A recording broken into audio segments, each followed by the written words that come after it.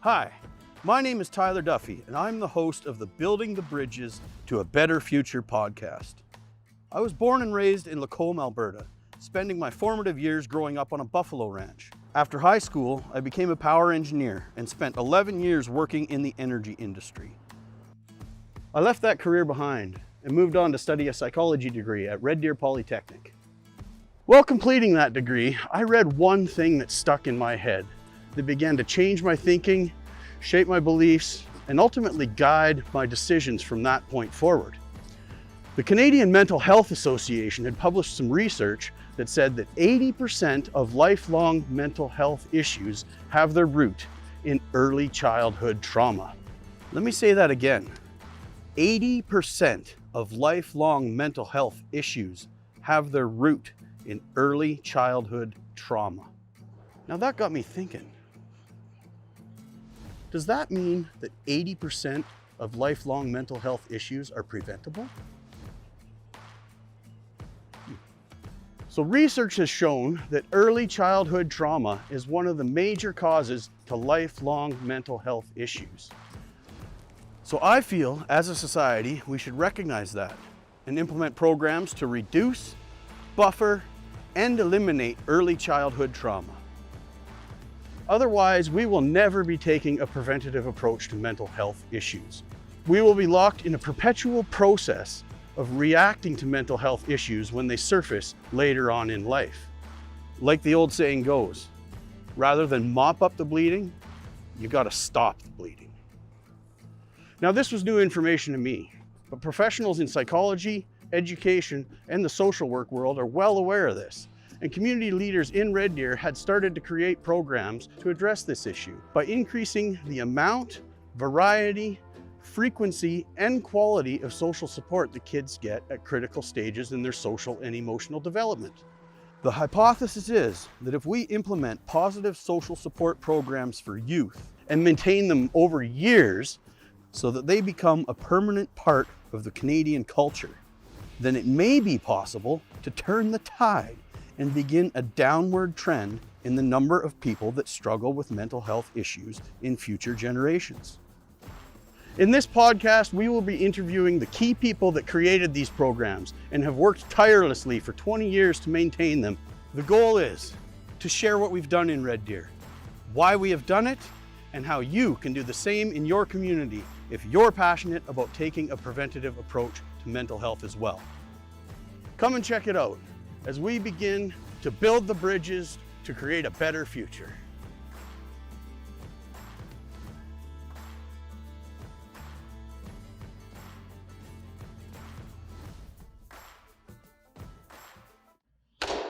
Hi, my name is Tyler Duffy, and welcome to the Building the Bridges podcast. So out of high school, I went to SAIT. I took a course called Power Engineering, and I worked in that field for until my late 20s, and long enough to realize that it wasn't what I wanted to do. I wasn't happy there, and I wanted to make a change. So I went back to school and I did a psychology degree in about 2010. I got involved with this research project that was all about promoting social and emotional learning in kids. And I did a big literature review where I reviewed about, I think it was 25 or 30 papers looking at different programs that targeted improvement of social and emotional well-being in kids. And a few findings from that basically shaped my thinking, changed my understanding of the world a little bit, and became driving compasses that have guided my decision-making process since then. So one of those is the Canadian Mental Health Association has stated that 80% of lifelong mental health issues have their root in early childhood trauma. So it's fairly safe to say, maybe early childhood trauma isn't the number one cause of mental health issues, but it's definitely significant. And that kind of put me on the thought process, because I was originally thinking of going into clinical psychology and helping adults with mental health issues kind of thing. And that changed my understanding of it, and I started to think about the use of resources in society from a utilitarian perspective, and whatever amount of resources you have to address mental health issues, I landed on the conclusion that the greatest good can be done by focusing the most resources you have on that early childhood trauma stage, because then you are preventing the issues from happening. And then you, ideally, if you can focus enough support and attention into that aspect, then in a longitudinal manner, as those kids mature that receive those interventions, you should see mental health issues drop over time. So that's kind of where I landed. So that's where I got connected to Denise Fredeen. She started a program called Go Girls in Red Deer, which was 21 years ago. Yep. So that program was already up and running. And so what year did it start? 2003. 2003 was their first year. So I was doing my psychology degree in 2010 through 2012, or the last 2 years of it when I was doing the research. And that's when the college got connected to the Go Girls program, and we started an initiative to create a similar program for boys as well. So the Go Girls program was running, the boys were not participating in a similar program. So then Denise's committee, and we formed another committee of community leaders. We all started working together to basically kind of create the same sort of day for boys. We called it Grow Boys Training at the time, or Grow Boys at the time, and then we changed the name to Nights in Training, and now the whole process has been rebranded and we call it Grow Kids. And it's just a one-day event that happens in Red Deer that's all focused at promoting positive social and emotional development in grade 5 kids, with the goal of making it more likely that they successfully navigate the difficult transitions from childhood to early adolescence, and in the long run become successful adults that lead lives that they're happy with, and they become identity achieved in a way, and just promote long-term success and long-term mental health in people. So that's kind of what we're going with here. In this podcast, you're going to meet everybody that were key, not everybody, because there's only 8 episodes. There's way more than 8 people that worked on this, but you're going to meet some of the key figures that were involved in this process, creating these programs, and learn what drives them and why they got committed to the program as well. That's kind of who I am.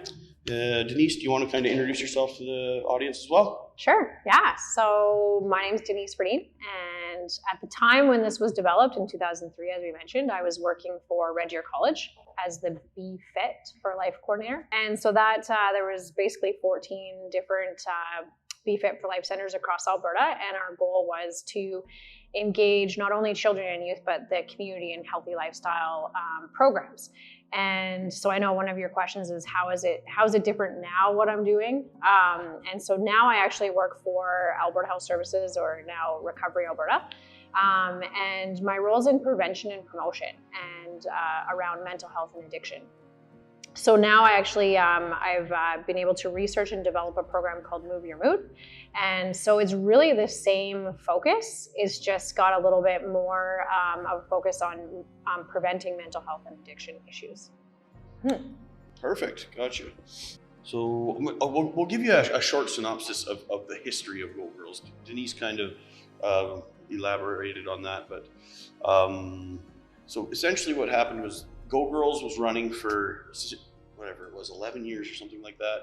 And then the Grow Boys group started to plan and integrate with that. And essentially you guys had the framework already of, you split the kids into group clans, we call them, right? Yep. Of about 30, was that about it, right? In each group, it's depending on the number of kids that year, but it's 27 to 30. So all the grade 5 kids are split into these clans.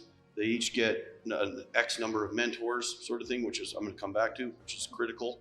And then they run through numerous different sessions all day long, 2 in the morning, lunch break, 2 in the afternoon, end of day kind of thing. So that when I did the literature review on mentorship research, a few key findings that we used to really drive into that is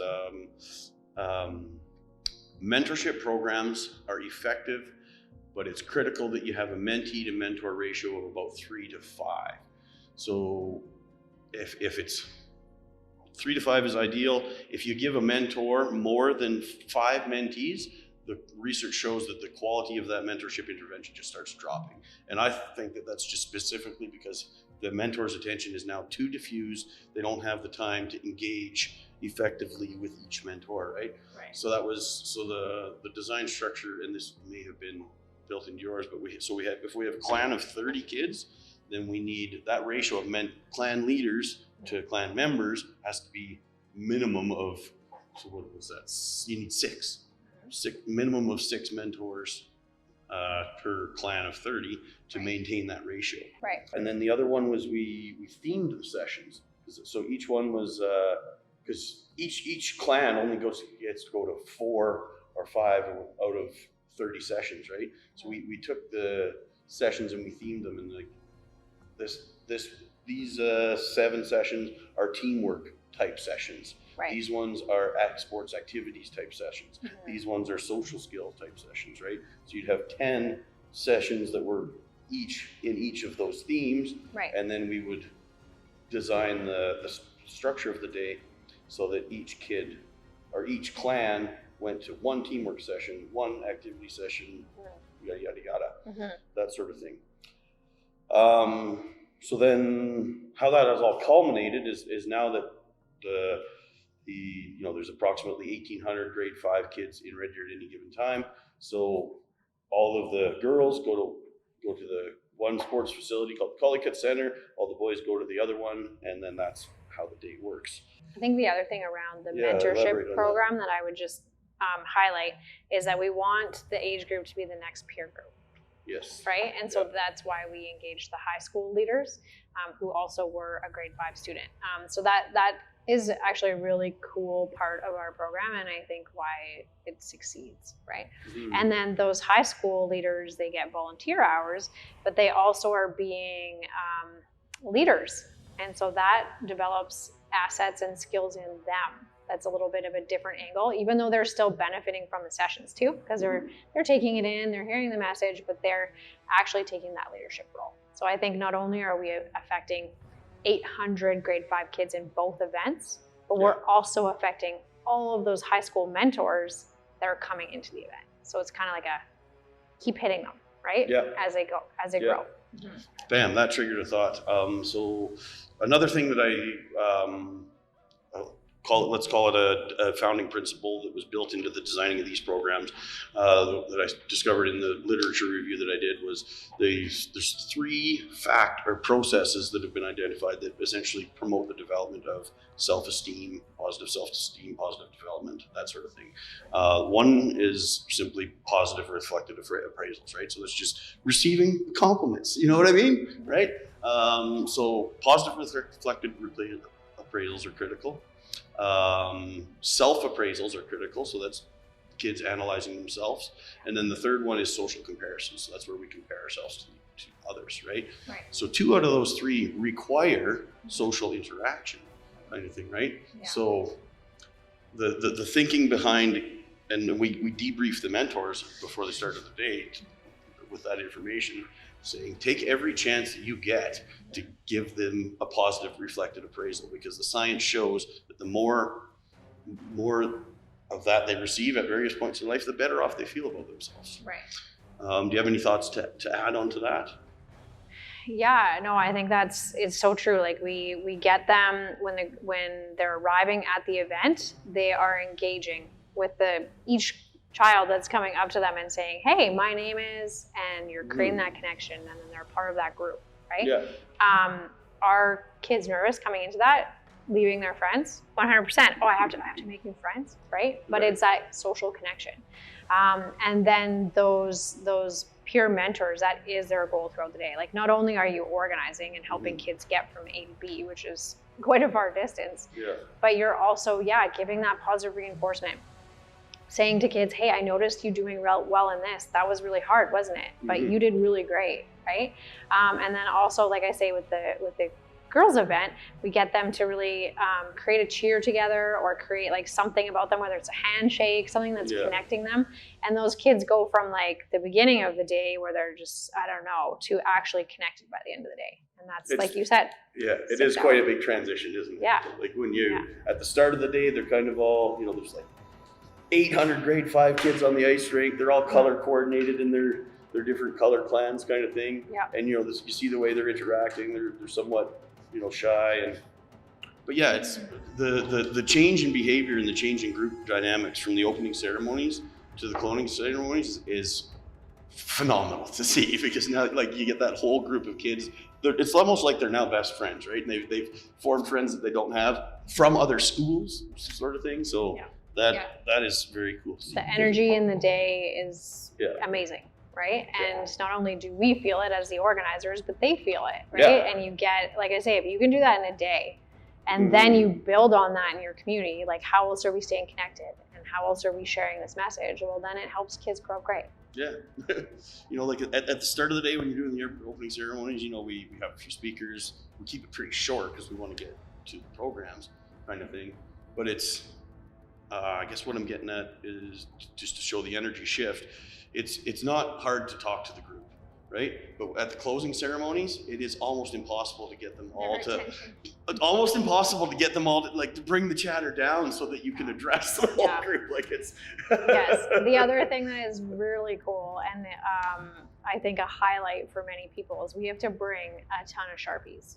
Everybody signs. At the very end, these t-shirts, this one is not one that I have signed, but I have them signed by girls. Girls are coming to me, they want me to sign them. Yeah.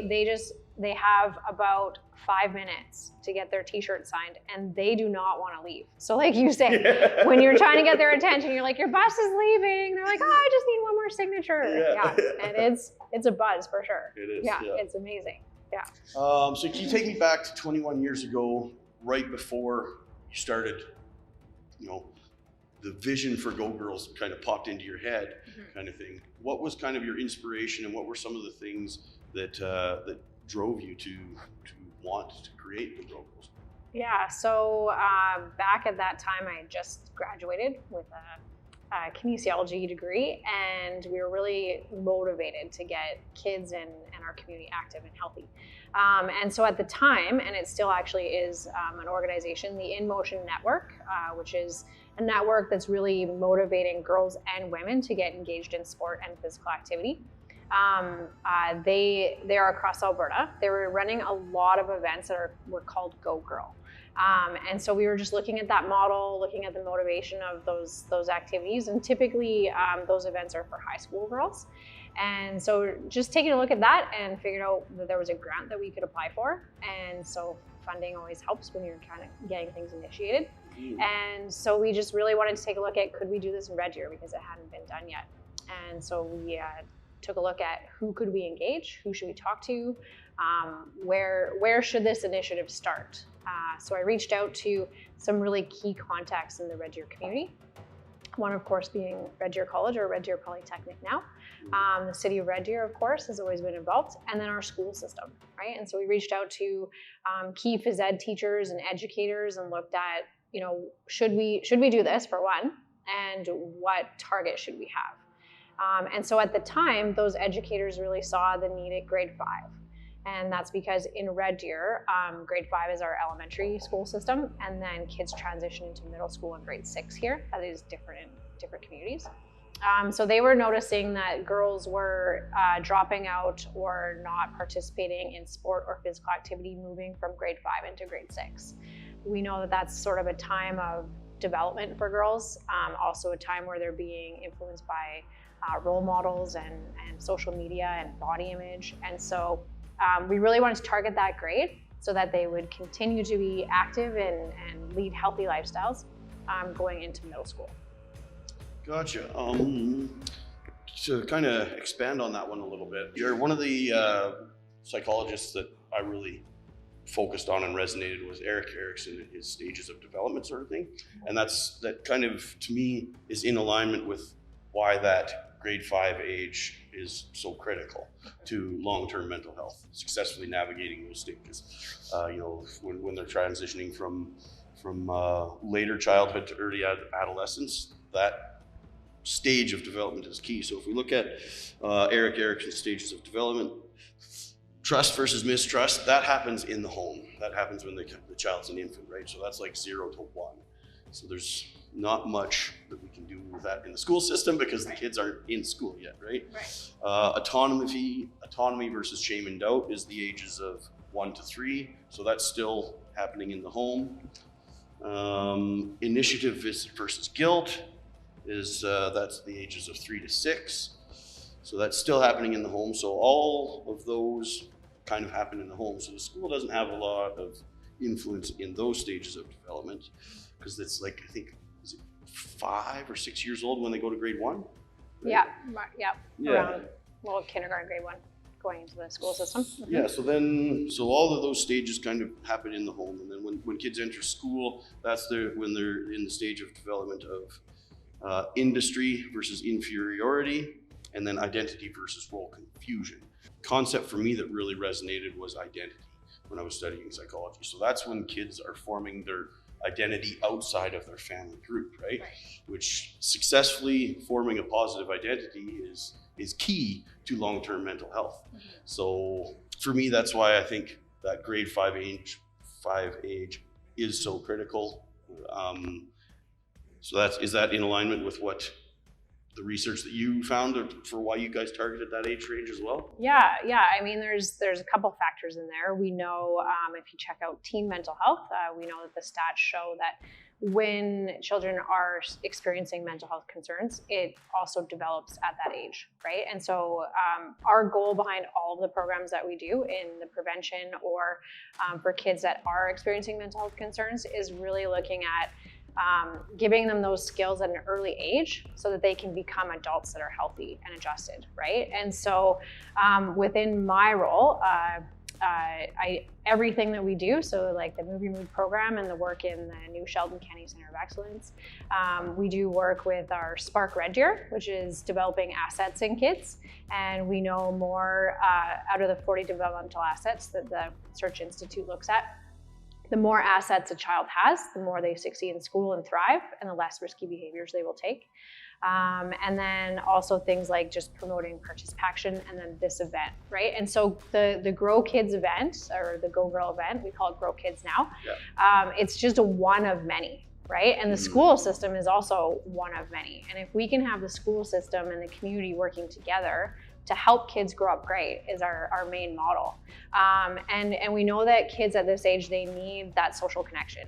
They need, like you just said, those other stages were in home with parents, and then they kind of gravitate out of the home. They're in the community, they're being influenced by their peers, they're being influenced, as I said, by social media. And so how do we get those like positive role models in their life? How do we get them connected to other caring adults? We know that if a child has one caring adult in their life, they will succeed, right? Just one. That could be a parent, that could be a community member, that could be a Movie Mood leader, right? Mm-hmm. And so that's my main goal, is how do we get kids connected? And one of the ways is through Grow Kids. Because they're connecting to good role models, they're connecting to high school mentors with our program, and they're also connecting to community leaders that do this in our community. So yes, it is a one-day event. Can we create lasting change in one day? No. When it's lasted for 21 years in your community, you see that there's that sustainability. Mm-hmm. But we have had many girls come through the program. They learn something there. They learn a skill. They learn something that they enjoy, and then we try to connect them to continue that, right? So we know it's a one day, but the goal is how do we get those kids engaged? And we know that when kids are seen and they feel value, that creates positive identity. Right, that kind of triggered a thought in my head, which is right along this avenue. Like to me, anyways, I believe that stage of development, that transition from childhood to adolescence. Right now, the way society and the school system is structured, kids kind of get equal attention from adults. Class sizes stay relatively the same from grade 1 all the way through grade 12. I feel that stage is so critical. We need to double the amount of attention and support the kids get at that, recognizing how important that is. Right. I think in order for kids to succeed and navigate through adolescence successfully and into long-term mental health as an adult, we really need to hammer that age group with more social support.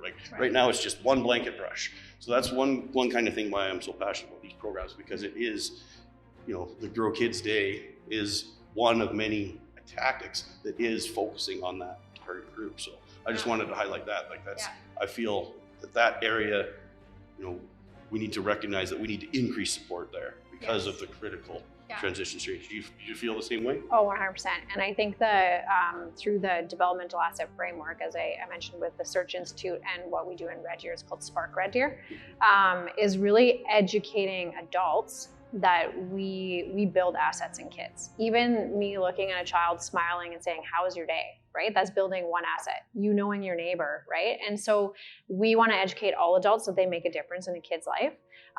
Just even small actions matter, right?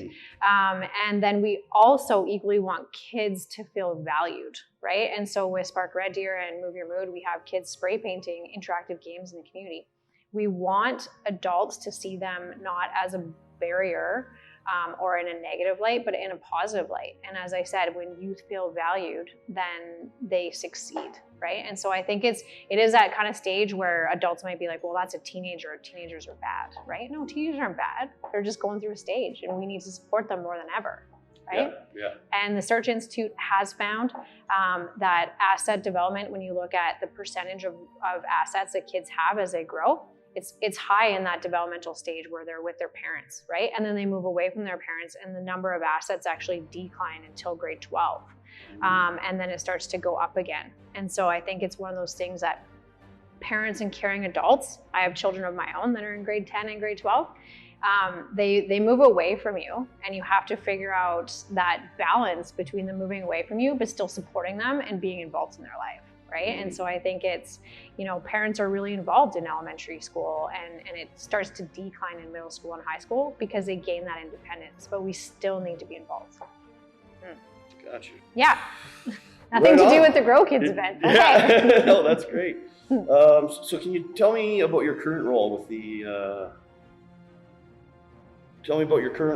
the Recovery Alberta Prevention and Promotion Mental Health and Addiction team?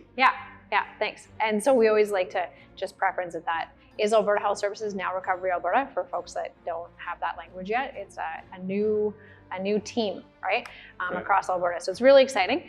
And so within my role, as I mentioned, I'm on the Prevention and Promotion Mental Health and Addiction team. And so everything that we do, like I say, this is one event of many that we do to help kids grow up great. My main role is, as I mentioned, I was lucky to have done research also with Red Deer College or Red Deer Polytechnic on the development of the Move Your Mood program.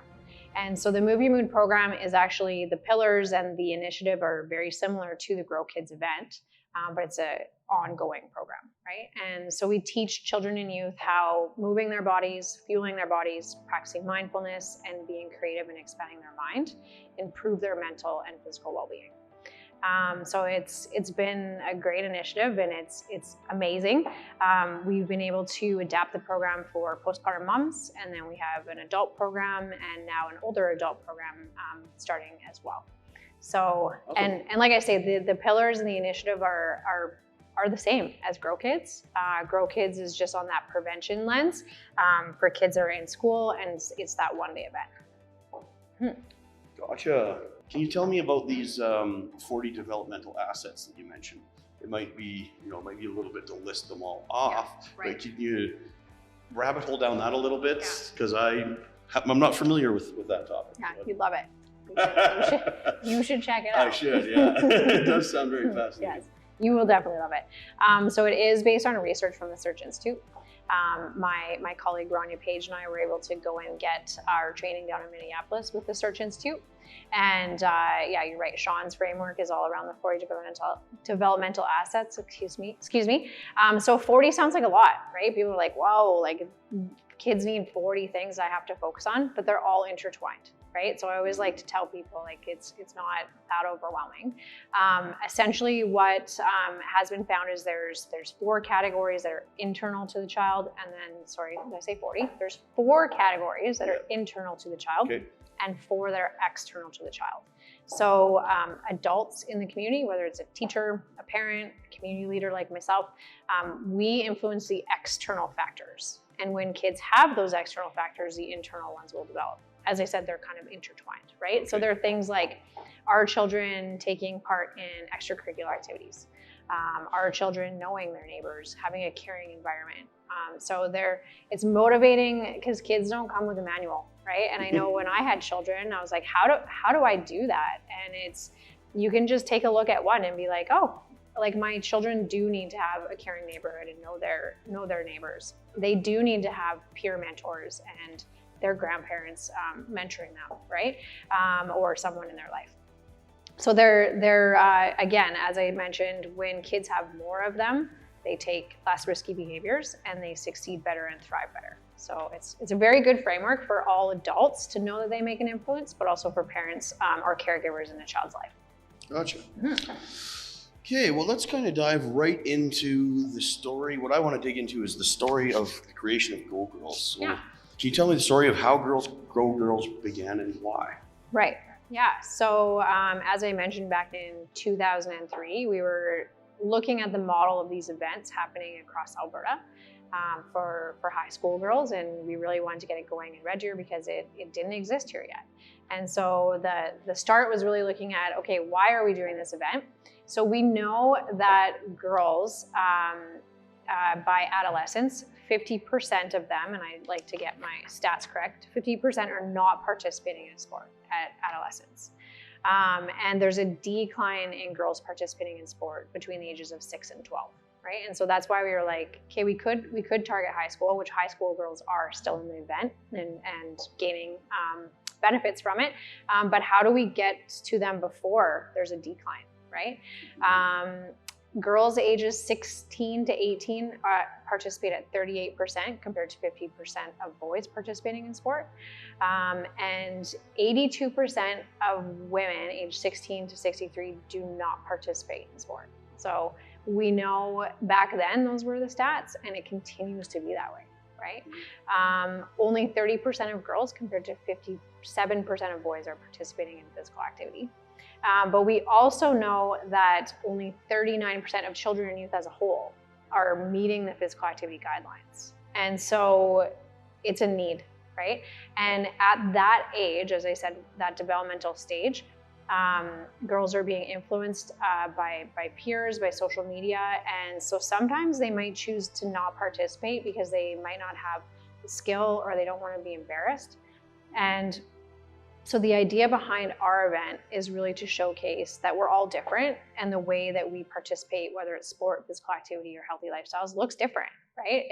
If I said to you, okay, well, we're gonna run on the treadmill every single day for 30 minutes, would you get on board with that? I might not. Right? But what do you like to do? I do enjoy running, but a wide variety of things. I like playing hockey, I like mountain biking, I like hiking and stuff like that. Right. Yeah, and so we each need to find our own way, right? Yes. Yeah, and so the Move Your Mood program, as well as the Grow Kids program, is really looking at, there's so many ways, whether you're doing an individual activity like climbing or taekwondo, or you're doing a team sport, there's so many ways to be healthy. And we know that if kids find something that they love, they can gain mastery in that, which also has psychological benefits, right? So we want to showcase a variety of ways. When we first started, it was all around physical activity. Physical activity is important for girls because they're lacking it, but then we also have messages around positive body image. So obviously our title is Strong, Confident, Beautiful. We want all girls to know that they're unique and beautiful in themselves. And then we also have healthy eating messages, positive body image, ways to practice mindfulness. So other ways to be well in addition to being active and healthy. Awesome. And while we're on this topic, can you talk about some of the, I remember it peripherally in the back of my head, but the benefits to your emotional state from physical activity. Right? Like I can't remember what exactly it is, but I remember reading some studies about it that were, correct me if I'm wrong, but we're essentially suggesting that physical activity is almost as good as some of the antidepressants and stuff like that. Can you elaborate more down that? Because that knowledge isn't at the forefront of my mind anymore. And you probably have more in-depth knowledge in that field than me anyway. So. Well, and I mean, that's why we called our program Move Your Mood, right? Because when we move our bodies, whether it's going for a walk or engaging in an activity where you're connecting with other people, it improves how you feel, right? The number one goal behind my program is really having people understand that when you move, so one single bout of physical activity, the number one thing that's enhanced is your mental well-being. Then when you stick to a program for 4 to 8 weeks, that's where we see physical health change. But number one is going to decrease your stress. It's going to improve how you feel. It improves how you feel about yourself. It improves feelings of anxiety and depression, and it can also help you regulate emotions, right? And there's a lot of research on how it impacts your brain. So when I'm talking to college students or anybody that really has to focus for a long period of time, like you remember in college, we would study hours and hours and hours, right? Yep. Yeah, and still they do all that. It's like, do you get up and move? Like you need to get up and move, because when you move your body, your brain can actually think better, can focus better, it can concentrate better.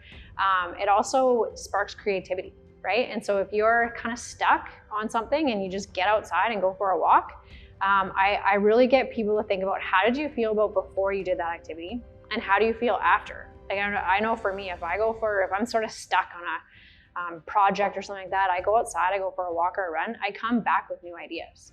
And it also helps if you're having difficult conversations, right? You're having a difficult conversation, you just go and move in a way that you enjoy. Sometimes you think about it differently when you come back, right? Absolutely, yeah. Yeah, so there is the social, emotional, and mental health benefits to physical activity. The social component is key. We know that there's a lot of benefits to getting active, but when you get active with other people, even more benefits, right? You make friends on the court that then become friends off the court, right? I've seen that in my son with hockey. Like if you do team sports, the people that you engage with sometimes become people that you go back to either hang out with or for support, right? So huge social health benefits to physical activity. And then, of course, we all know the physical health benefits, right? So our muscles get stronger, cardiovascular improves, our balance, all of those things. And they're hand in hand, right? Each one of them is intertwined and improve our lives. I agree, yeah. I remember when I got into yoga a while ago, I haven't been doing it recently, but one thing I like about yoga is, let's say you're having a stressful day or whatever, and you can't see the solution, right? You go into yoga, you shut the hamster wheels in your brain off a little bit, you focus on your breathing and whatever, and then you come out and it's just every problem you had that we were overwhelmed with just is all of a sudden very manageable. Right. Yeah. But that's my personal experience with it anyways, which is why I still go to yoga. I love it. Well, and I think that's a key too, is sometimes you just need a break, right? Your brain needs to just take a break, and when you come back refreshed, you can concentrate, focus on things, and you find different solutions. Yep, I agree. So here I'm referencing the literature review that I did back in 2011, where I reviewed 30-some research papers, all to inform how should we structure the Grow Boys Day, which we called Nights in Training at the time, and the whole program is now called Grow Kids. So I wanted to just define social and emotional well-being, because that's kind of what we're talking about. We're promoting that in kids. So social and emotional well-being encompasses a number of skills that children need to develop in order to succeed at school and life in general. These include the ability to identify and understand one's feelings, accurately read and comprehend emotional states in others, manage strong emotions and their expression, regulate one's behavior, and develop empathy for others, and establish and sustain relationships. And social and emotional well-being is highly tied to concepts such as resiliency, character, self-acceptance, positive self-esteem, self-efficacy, and pro-social behavior. So that's what this program is targeting and attempting to improve in kids. An important part of that for me, because the Grow Girls Day was focused on physical activity as well, right? And that was kind of built into the Nights in Training Day. But we also, what I wanted to focus on was giving kids the opportunity to find their own identity, right? Because if kids don't form a solid, stable, positive identity, that's a strong risk factor for, mental health problems moving forward as they go into adulthood, right? So the topic I was really tuned in on, and I think this is because I kind of struggled with identity when I was younger, right? I came out of adolescence identity diffused, not really knowing who I was and what I wanted to do. But expressive identity is basically something that is a protective factor. And that's basically finding, essentially, without going into a bunch of psychology jargon, finding something that you're passionate about, that you're doing because you enjoy doing it, you're proud about. It gives you a sense of accomplishment. You're proud to tell people that you are a hockey player or a guitar player or whatever. So I coined the term kind of that we wanted to structure the Girl Boys Nights and Training Day as an identity formation trade show kind of thing, right? So it was, we designed all of these like 30 different activities, and all of them was to give them an opportunity to dip their toes in something and figure out if they're intrinsically motivated to do it and passionate. So, we gave them the opportunities to participate in carpentry and build little hockey sticks, and skateboarding and martial arts, and it'd be, I couldn't go through the whole list.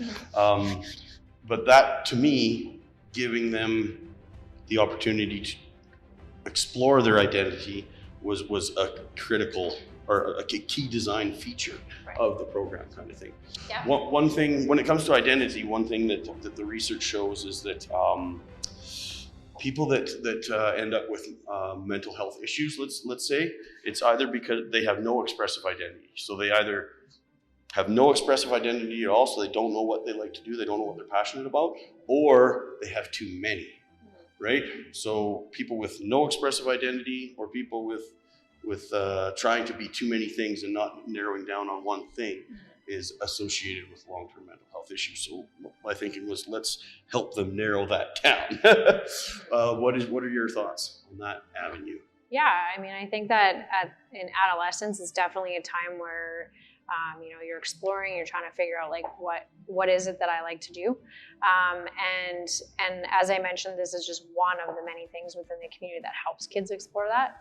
I do think that opportunities need to be free, and whether it's in school or the community, we need to, as you said, put in those supports so that kids have so many opportunities to explore what do I like, because you don't necessarily know, right? Even as an adult, those things change over time, right? That's a great point as well. Yeah. Yeah, and so as you just mentioned, the structure of the actual day, the Grow Boys and Go Girls Now Grow Kids is very similar, right? And so we have over 800 kids that come every single year. To each event, right? That's right. Like it's pushing 2,000 kids a year. That's right. Right? Yeah. Yep, all grade 5 kids in Red Deer Public and Red Deer Catholic get to attend. The thing that's really great about our event, and not like all of the events are great, is this is on a school day. And so it really engages all of those kids, right? There's no cost to it. It's on a school day, kids are engaged. They do get choice in the activities that they pick. And we work with the grade 5 teachers so that they can look at, okay, which one of these am I interested in? And they get a first and a second choice, because we can have all 800 girls and boys in one package, right? We also have 100 high school girls that attend, and high school boys that attend as mentors to the kids. So they've got that positive role model in the next age group. We have over 50 instructors, community instructors. So everybody is local, and highlighting what do they provide in the community, and again, how do kids continue. And I think that the reason why this day has ran for now going into the 22nd year is because everyone's motivated behind it, right? It's an uplifting, it's an inspiring day, and everybody really wants to be involved in it. So I do think within our event, it is really looking at how do we entice kids to be active, right? And practice healthy lifestyles, have a positive identity, have good positive self-esteem. One of the things that we do within our event is we actually divide the girls up from their peer group. So they come as a school, and I believe that both events do this. We divide them up so that they're not with their friends. Bingo, yeah, I remember that. That was something we intentionally did as well, because it was, you want to, otherwise they just huddle up in their circles of security, right? And they're not developing social skills and connecting with people they don't know yet. So yeah, that was, exactly. I remember that being a key Yes. key design in those initial discussions. Yeah, there's that where they kind of huddle together and then they don't make new friends, but also then they're worried about what they look like, right? And so we want kids to just go out there, try it out. Don't worry about what you look like because it's just for fun, right? And we had a really great success story of a young lady that came to the event. She was in Taekwondo as one of her 4 activities, had never tried it, was super nervous about it because I don't know about you, but trying Taekwondo, you'd be nervous if you've never done it before. Yeah. And she loved it so much that she actually went to that organization, took Taekwondo and earned her black belt, right? And so those are the success stories that you're like, hey, you found something that you love, and how do you get that and have a sense of mastery in it, which forms positive identity and self-esteem. That's a beautiful story. I love that one because that's exactly what we're trying to do. So it's great to hear that it works, right? Yeah. I have another one like that.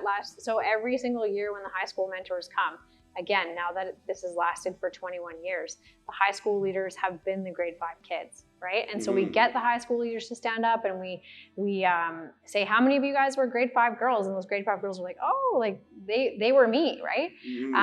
And those high school mentors are actually the ones that lead the girls throughout the day, as well as the boys. This is the same, and Sean will talk about that. Yeah. They share their stories. They engage them in a cheer. They engage them throughout the entire day. And then at our event, we actually had the high school cheer team come and do their performance. And we had the leader of the cheer team talk about how when she was in grade 5, she watched those cheerleaders and she was like, I want to do that one day. And now she's the lead of the cheer team. Wow. Right? Yeah. And so there's those kind of stories. And then my last success story, which I think is, well, not last, I have many of them, but we actually did have a student that was in grade 5, took the event, came back as a high school mentor, who then became one of the instructors and now is on our organizing committee. So I think one of the things in a community is you don't have to reinvent the wheel every year and have new programs. You just have to create ones that are amazing, partner with the right people, and create that sustainability. And then you'll have things like this happen where there's success over time. I know grade 5 girls, when they start school in kindergarten, grade 1, they look forward, and boys, to this grade 5 event, right? And so that's why we need to keep it going. I agree 100%. And that's, because I was connected to it from 2012 till about 2016, 2017. And then I just got busy with my personal life and now I want to get back into it, right? Sort of thing. So, so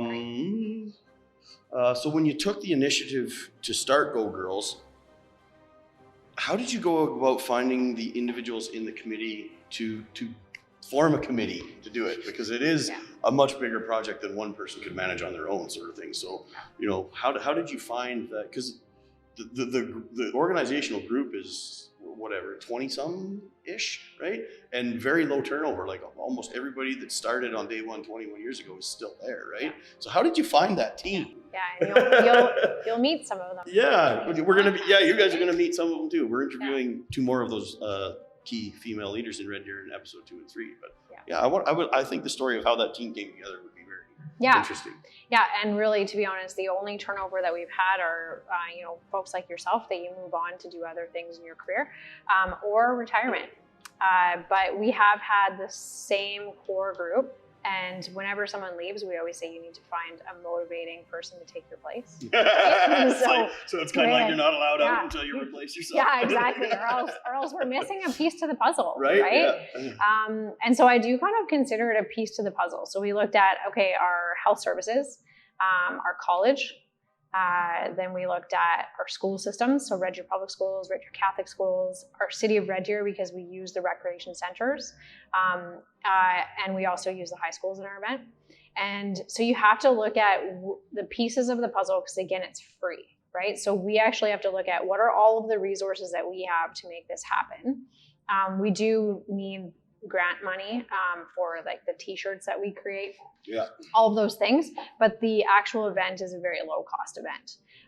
So what I would say is when we reached out from the very beginning, we looked at, okay, what are the pieces to the puzzle? And now within that puzzle, who are the people that this is a passion for them, right? And so if you've got a passion for this type of work, then you want to make it happen and you want to make it succeed. And we found those people.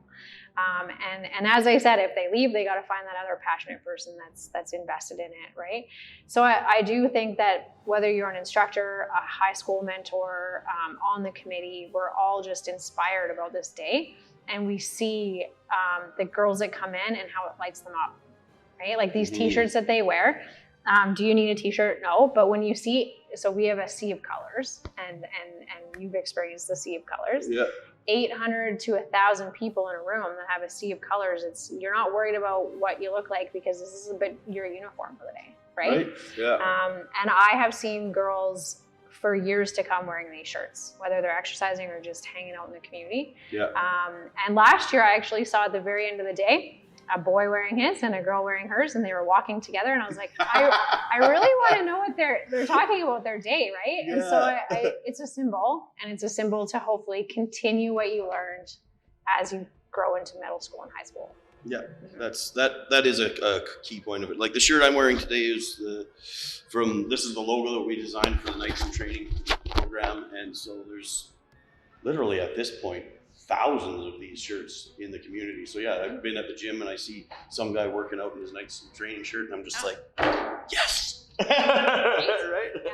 So it's it gives them something to be proud of, and remind them of the day and whatnot. So yeah, it is. I think that gift of having that shirt is key. And I also do think that anyone involved, like obviously our target is to engage the grade 5 girls and inspire them, but we're all inspired by that day, right? Absolutely, so you hear the messages, you see it happening, you're like, I'm going to continue this in my life too, because our goal is that girls are getting and kids in general are getting active and healthy for life, right? And the only way you do that is to find what you enjoy and to do it every day. Not every day, all the things, but making sure you're getting active and engaged every day. So how did you, to stay on that topic with recruiting and building the team, did you just draft up an email and email it to the schools and just start firing it around? And that's how it all came together? Yeah. Pretty much? Yeah, pretty much. We just had to find who's interested, and really we looked at what do we need to do in Red Deer? Each community is different, and so you have to work with your community needs. And over time, it's changed over and over again too, right? Because as we evolve, we need to evolve with what does the community need? What does this grade need? So it has changed over time. But yeah, it was just kind of who's interested? Let's have the conversation and let's figure out how to do this best. And I think the model that we created, which later became the Grow Boy Nights in Training model, it works, right? And so essentially, just to give you a picture, the girls arrive at 9 a.m. at the Cullicut Recreation Center here in Red Deer, and the boys arrive at the Dawes Center, same day. We use the same public transit, sorry, not public transit, school transit. So we're working together with that resource, and they come in, and they're, as we said, they're divided up into their different categories. And sometimes they don't want to leave their friends, but they've developed friends at the end of the day. The other reason why we do that is, as I mentioned, in Red Deer, grade 5 is elementary and grade 6 is middle school. And some of these girls that they're going to meet in this day, they will see in their new middle school. And so there's kind of that lens as well. And then the girls take part in 2 activities in the morning, and then 2 in the afternoon. And really the goal with those 2 activities is showcasing what can you do individually, a team sport. We do have some type of mindfulness or relaxation kind of chill session, and then a healthy lifestyle session as well. And then throughout the day, we have motivational speakers. So the lunch hour, we always have, again, somebody local that's really talking about their experience and how they grew up great. And then we also have high school leaders and our graphic design folks from the Hunting Hills High School come and take photos of the day. And so they're taking photos of these girls interacting, because they only get to take 4 sessions out of many sessions. And so they don't get to see them 30, all, right? Yes, like yeah.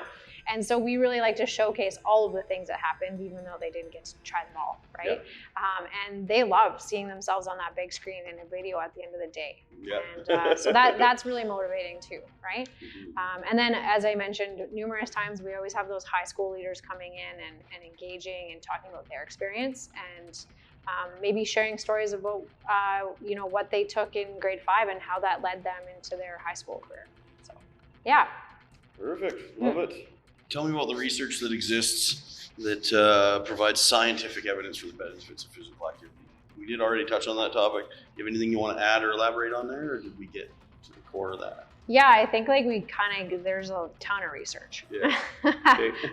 There's lots of research with the adult brain. Not that the teenage brain is different, it's just developing, right?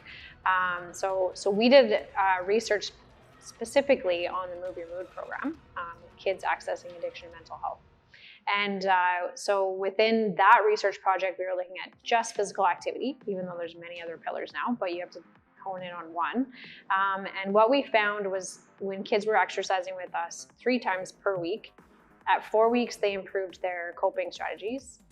And we didn't see a lot of changes in mental health outcomes at the 4-week mark.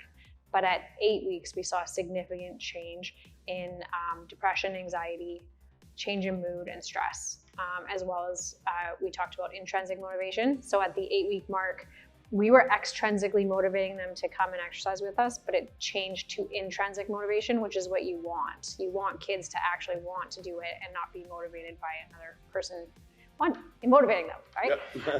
Yep. And so my elevator speech with that particular research is that these physical activity programs do work to enhance your mental and physical well-being, but it has to be at least 8 weeks and longer. And then the only way you get to 8 weeks and longer is if you find something that you enjoy, right? Yes. So the key is understanding what you like, and what you like is going to change over time.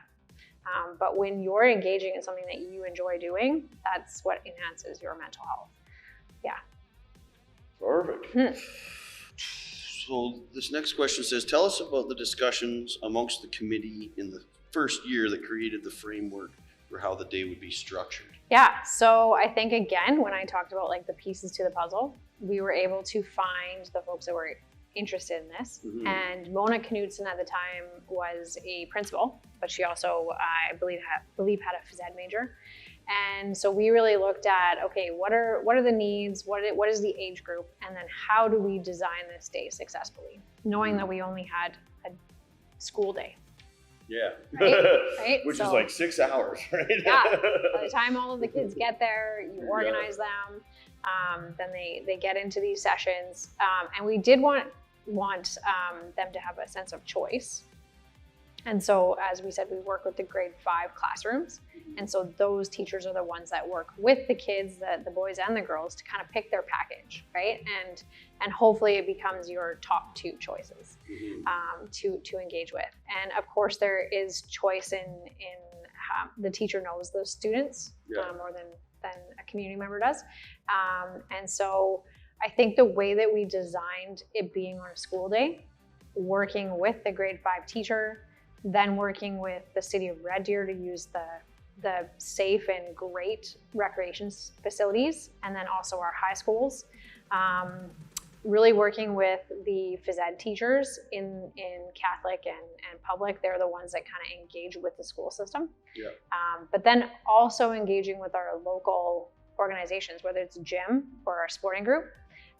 That's key too, right? Because they're the professionals in it. They're the ones that make it fun, right? Mm-hmm. And then they're also the ones that engage the kids actively then.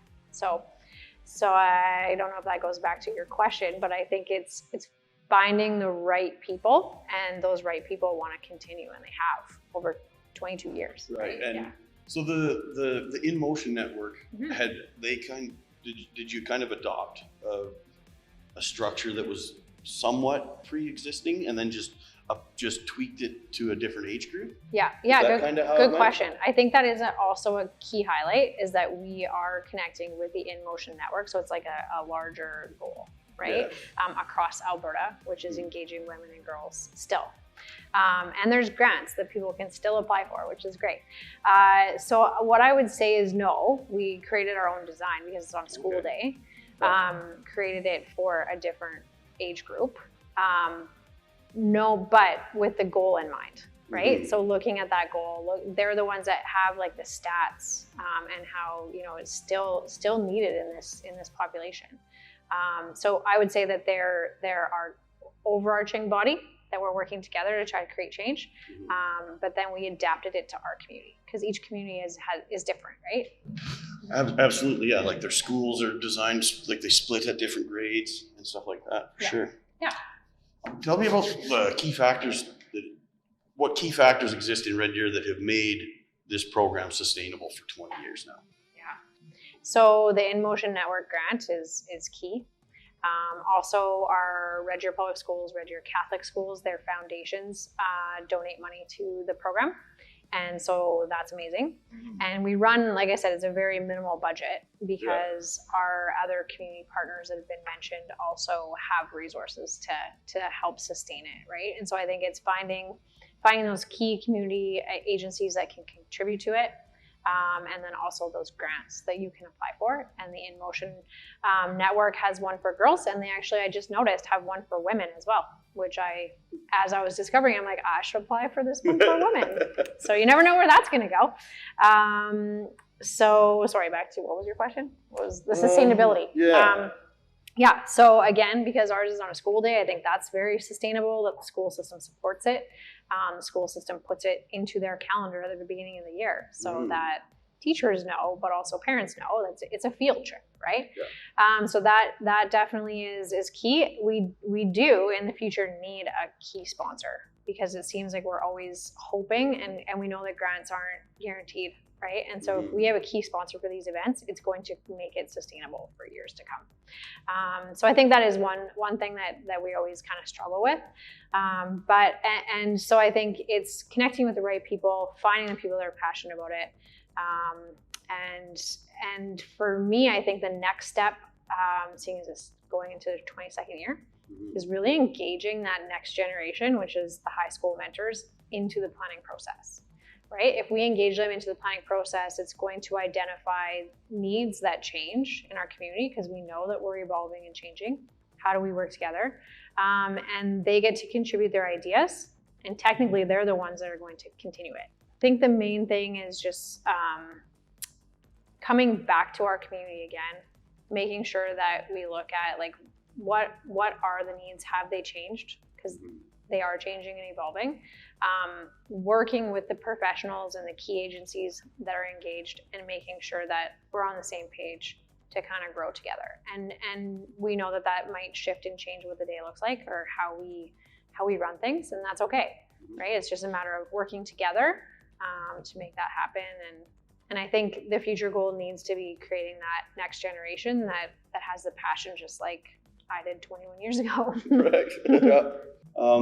So for me, a lot of my motivation for creating this podcast is because I think this program is phenomenal from working with it, seeing the effect it had on kids. There's a framework here that is very transferable to any community. Every community is unique, so you got to make tweaks and stuff like that, but it is a very transferable thing. So what I want to do was share with the world what Red Deer is doing. And if you are the type of person that wants to help your community, that wants to contribute to long-term mental health initiatives so that 5 years from now, 10 years from now, we have lower rates of mental health issues, which I believe if we implement programs like this on a large scale, it is one step towards attaining that kind of a goal. But anyways, to transfer this to your community, this is what we have for resources in Red Deer to do it. We have a team of people, right? So you need that committee that runs it. And we use our sporting facilities because they have the space to do the sort of things. So we have a big sporting facility called the Collicutt Center, another one called the Daw Center. We have to split the 2,000 grade 5 kids in Red Deer into 2 groups. And then we, structure them into clans, have those sessions, and then run the program for the day. So essentially what you need to transfer it to you got to identify the resources in your community. So whether, if you're a bigger city, you've got options. If you're a smaller community, then your options are like your hockey rink, your curling rink, your school gymnasium. So you use those resources that you have, figure out sessions that can happen in each one. And then, the public school busing system basically is how we do this. So all the kids go to school that day, the buses are sitting there waiting for them, pick them up, and take them to wherever the event's happening. You've got all the adults and the high school mentors are already there, and the clan leaders lead them to the next session. Yada yada yada. It just kind of falls like dominoes once you, once you plan it and get it. Once you get there, right? Yeah, there's a lot of setting up, sort of thing. But yeah, that's kind of the resources you need. Is you need a committee that's willing to organize it. That structure is very transferable. What are they? Is it 20-minute sessions or half-hour sessions? I can't remember. 45 minutes. 45 minutes. Okay, so why don't you? Because I've been out of it for a bit. So why don't you talk about the timing of the day? Yeah. Because that kind of covers what you need for personnel and resources. Is a committee. You need facilities to do it, and you need transport. Yeah, and I would add to that. The other thing is finding that. Either the grant through the InMotion Network, which is still available, or sponsor. So a key sponsor for the Grow Boy event is the Kinsman Club, right? And they've been involved since the very beginning. And Kinsman Clubs are all across Alberta, right? Or your Rotary Club or your Lions Club. Like people that are invested in youth development are the people that would see value in this. Yes. So that's who I would approach. And so I think you nailed it. It's really looking at what are the resources in your community, how do you find those motivating people, and then also engaging the professionals that teach it really well, right? So your teachers, the school system was key, right? Yeah. Teachers are invested in helping kids and they're good at it. And so if you connect with your school system, it'll have success. And then also the people leading the activity also have to be engaging individuals that motivate kids, right? You don't want to have a boring instructor. And you want them to be the professional that teaches that sport or that activity. They also get an in the fact that, yes, they're volunteering. So that's the other thing that I just want to highlight is that these 50 organizations that we engage, we don't pay them. They come in for the day and they volunteer, which is amazing, and we thank them for it. But they also, in return, get to highlight what they provide the community, which then brings kids back to their programming. So it's kind of a win-win situation for the people teaching and for us organizing the day.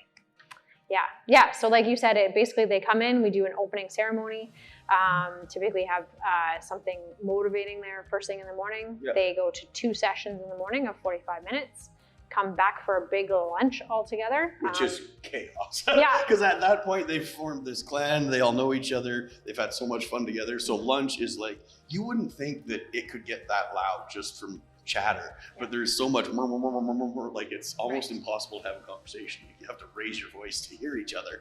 Right? It's hard to get them back on track, right?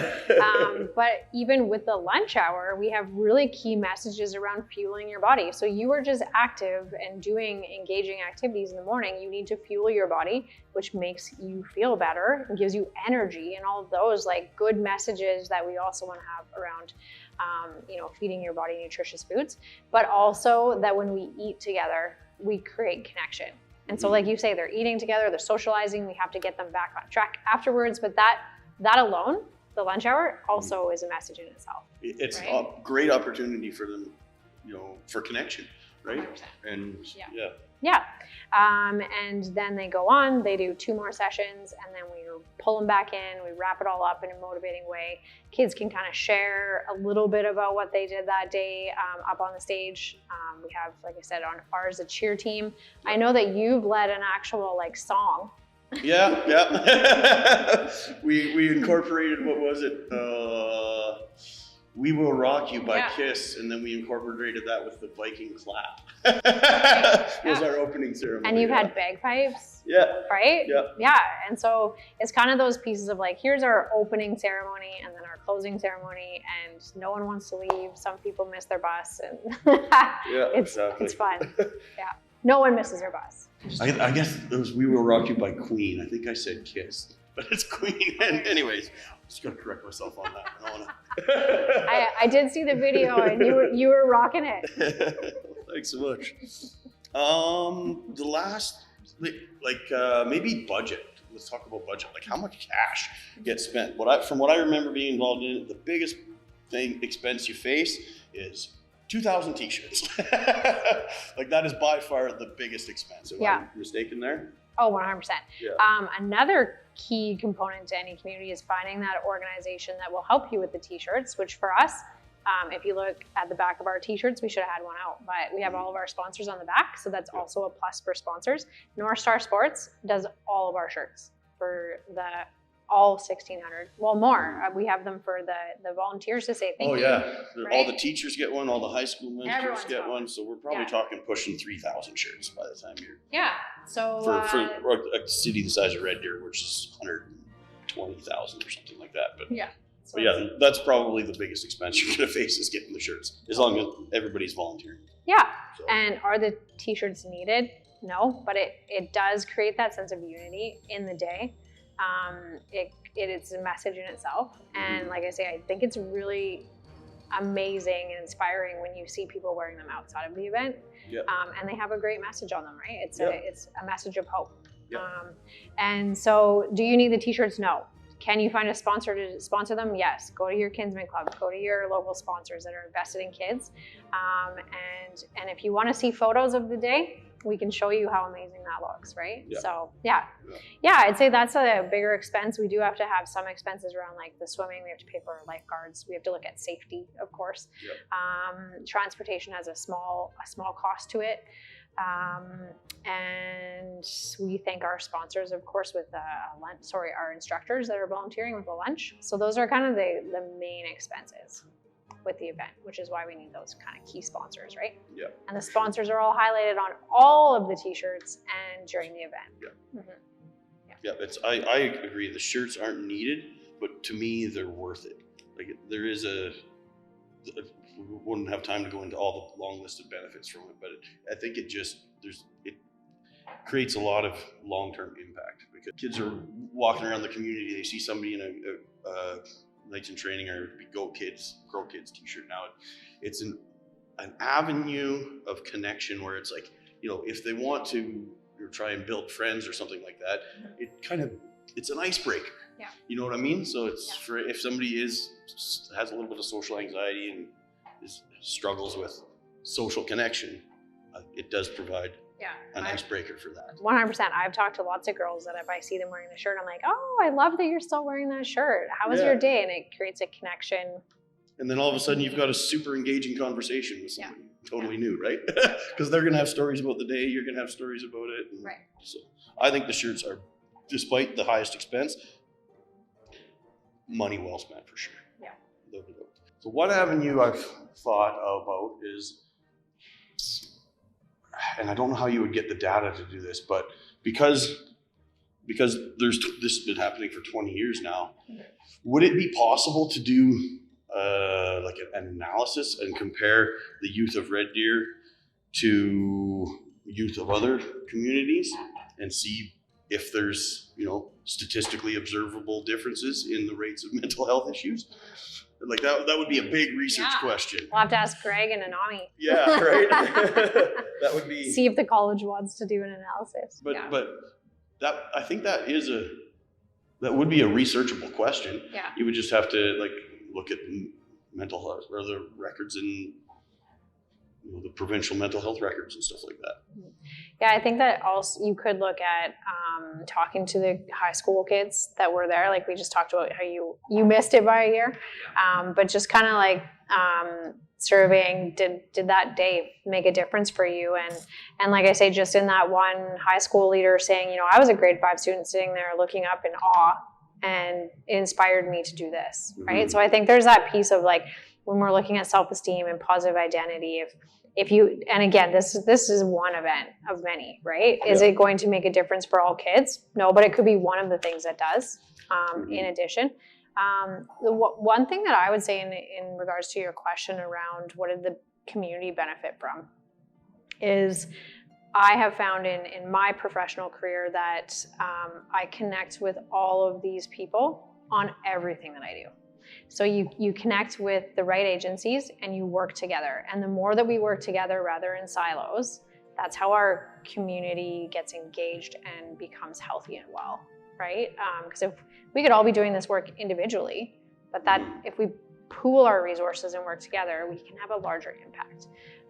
So I would say that for me, that happened with this event, but it happens with everything that we do, right? So that's a big benefit, but all of the agencies within here are working together to make a difference for kids. So the Sheldon Kennedy Center of Excellence is new for the Red Deer community. It's housed at Red Deer Polytechnic, and within this facility we have our Alberta Health Services Recovery Alberta Step Up, Step Down facility. We have our children's mental health and addiction team. We have our sexual assault center, the Moving Mood Studio, which we're filming in today, and the Child Advocacy Center. Those are different organizations, but we're working together to help kids. And that is the biggest component, right? Is how does the teacher get involved? How does the community support get involved, and how do we build these kids up? Because like you mentioned at the very beginning, is we need to put in the resources at this age so that kids feel valued, they feel seen, and they can really gain skills and find something that they like to do. Mm-hmm. So this cross-age interaction that this program creates, because it gives these grade 5 kids the chance to interact with high school kids. Dr. Greg Wells is going to talk in depth about that, because there's all sorts of research on that shows that kids benefit greatly from being given that opportunity to interact with kids of a different age group, right? Yeah. I guess what I'm trying to get at is that I think that programs like this are beneficial because they give kids the opportunity to interact with kids outside of their age group. Do you have anything to add to that? Yeah, I was just thinking as you were sharing that, Dr. Jody Carrington, she's all about connection. Yeah. And in society nowadays, our homes are built where like you don't have to be close proximity to others. Mm-hmm. And yet that really matters. Everyone needs connection. Kids really need connection, right? So there is that piece of like, what's the next age group? So like even in our My Movie Mood 8-week program, I have RDP students, the psychology and kinesiology students that come over, because they're the next peer group, right? Yeah. They're the ones that kids are going to inspire towards, and they have great conversations. They're just really great role models. But I know Greg also will talk about the connection to intergenerational, right? And so having that connection to older adults, and it's beneficial for older adults and for kids, right? So I think there's that piece even with the 40 developmental assets is looking at the school environment, but another asset is engaging kids in community and after school activities. So both are very, very important. The kids are getting those skills built in them and feeling valued, as I keep saying. Yeah, 100%. And I think the other piece around like the Sheldon Kennedy Center of Excellence is really letting kids and the community know where to go for support, right? So if you are struggling, a lot of the times people just don't know where to go. So where do I go to help me with this? And now we have this building that all children and youth can come to if they're struggling, and we work together to build them up. And the school system really has wraparound services as well, which Sean and Kelly Roslinski will be able to talk about. So they've got those mental health supports in the school. So I think that we're doing really well. Can we do better? Of course, like we're always evolving and changing, and I think the key is working together to have those supports. So what do you have for any closing thoughts you'd like to share? Yeah, I just think that it's been a journey, and it's been a really great journey. Me as a professional, I've been able to connect with amazing people within the organizations as the leaders, the high school leaders. It's been great. And like I say, I know that the one-day event, people are like, what can you do in one day? Well, when it lasts for that long, the fact that our community has invested, like there's a lot of people investing in that, and we see value in it. So rather than recreating something new and starting from scratch, well, let's just build up what we have, shift with the times, and continue to work together, right? And I think that's the key, is finding the right resources, finding the right people, working together. To add to that, people have said, how much can you do with one day? And I think you actually can do quite a lot. I think this day is much more successful than people realize. We haven't directly researched it, you know what I mean?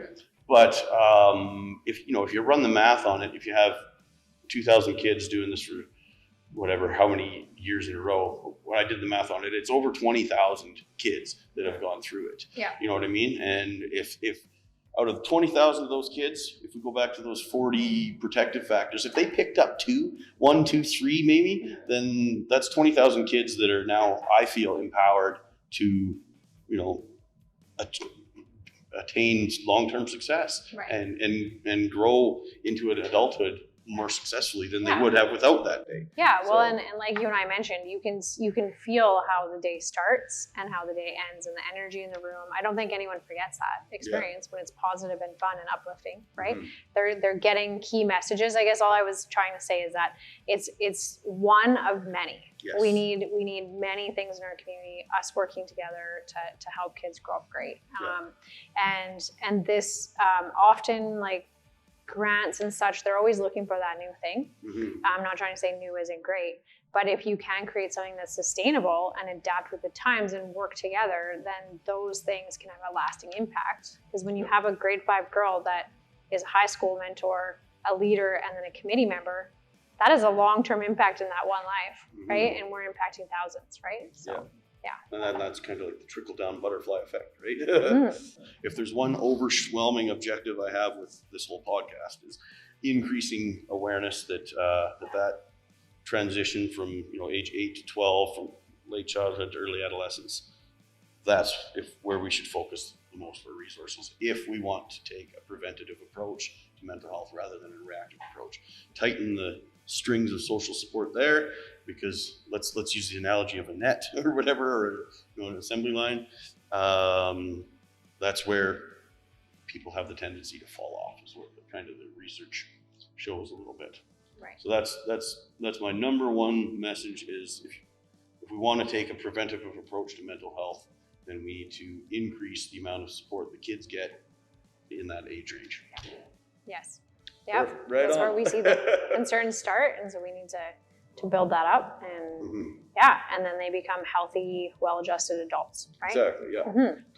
Yeah. For sure. Okay. Well, I think that kind of wraps it up. Is there any? Did it. All right. Well, nailed thanks it. So much, Denise. Thanks for all the insightful questions. Yeah, we have a story editor off camera, Orion, who's identifying points that Denise and I don't nail enough in. So thanks so much, Orion. Mm-hmm.